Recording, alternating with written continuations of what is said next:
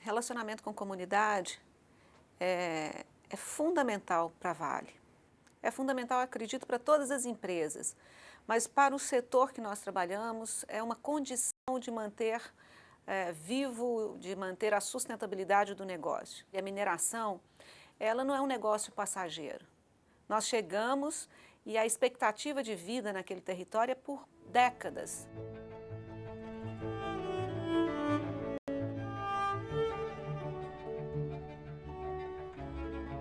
A maneira com que nós chegamos nesse território determina como será o futuro desse relacionamento.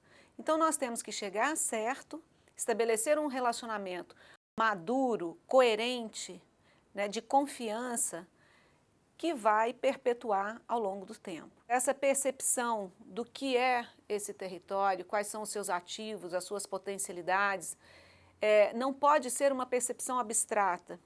No meu feeling, ao visitar um lugar como esse, a gente precisa pesquisar, entender, compreender por meio de dados científicos. Nós trabalhamos com uma metodologia que busca conhecer em profundidade a realidade social, econômica e ambiental desses territórios. E por meio dessa pesquisa, a gente traça um plano de como relacionar com essas comunidades.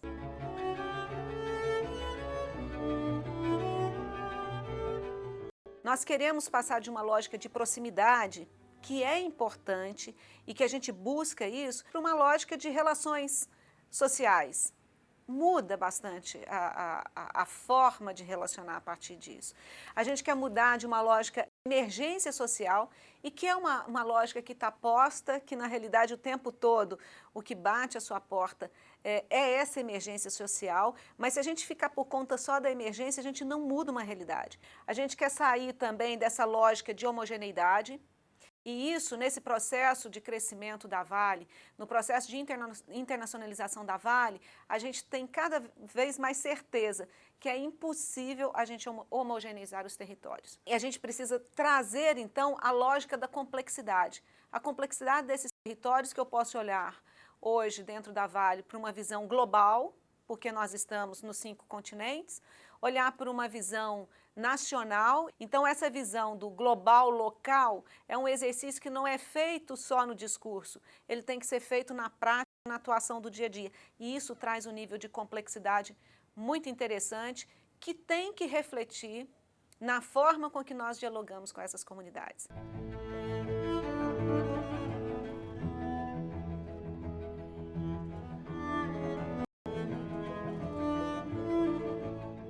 Uma outra dimensão que eu acho que é muito importante considerar nesse processo de relacionamento com a comunidade é o investimento social. E esse investimento social, ele não pode e não deve estar desagrupado do processo de diálogo. Não pode estar também desassociado da realidade da localidade onde está acontecendo aquele investimento. Então hoje a gente tem um desenho, um fluxo dentro da Vale, em que o investimento ele acaba acontecendo com a participação da área operacional, que é a área que gera o impacto social, o impacto ambiental, o impacto econômico. São as pessoas que estão lá e conhecem de fato a realidade daquele território, ou por meio da Fundação Vale, e quem cuida do diálogo, que são todas as pessoas, tendo na comunicação, na diretoria de comunicação e nas equipes de comunicação, os responsáveis por ajudar na orientação, né, e na forma de trabalhar essa abordagem e esse conteúdo nesse processo de diálogo que é dinâmico.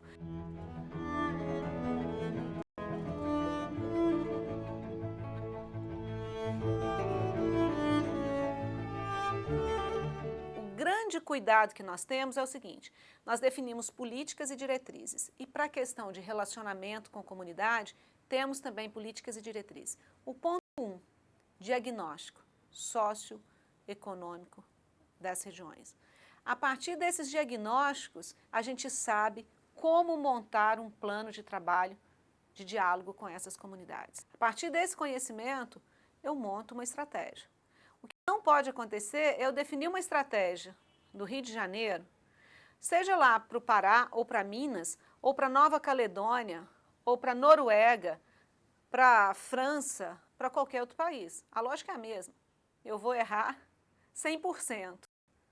Mas se eu trago como diretriz, nós precisamos conhecer esse território, os ativos, as potencialidades, as fragilidades, né? E a partir disso nos orientar para desenvolver um plano de trabalho, cada um vai seguir com diretrizes, com planos, que eles podem ser diferentes porque tem que ser flexível, mas ele vai seguir o mesmo norte. A gente tem algumas evidências de que esse caminho que nós estamos é um caminho, primeiro, sem volta. Nós não acreditamos que é possível chegar numa região, chegar num local sem pedir licença para a comunidade se instalar. Aqui no Brasil, por exemplo, nós temos algumas pesquisas de avaliação de percepção geral da imagem da Vale, que é bastante favorável, e a gente faz essas pesquisas de forma regular e a gente consegue acompanhar a evolução da percepção positiva em relação à Vale. Um outro ponto que para a gente é uma conquista muito importante é a pesquisa da Intersize, que sai na Carta Capital como as empresas mais admiradas do país.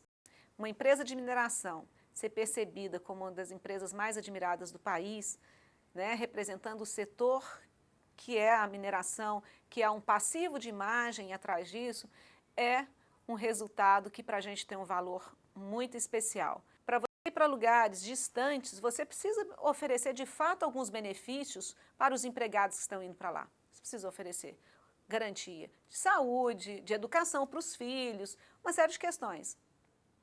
Mas é possível fazer isso beneficiando toda a comunidade. Não precisa fazer isso de forma separada. E Canaã dos Carajás hoje é um exemplo de que isso é possível.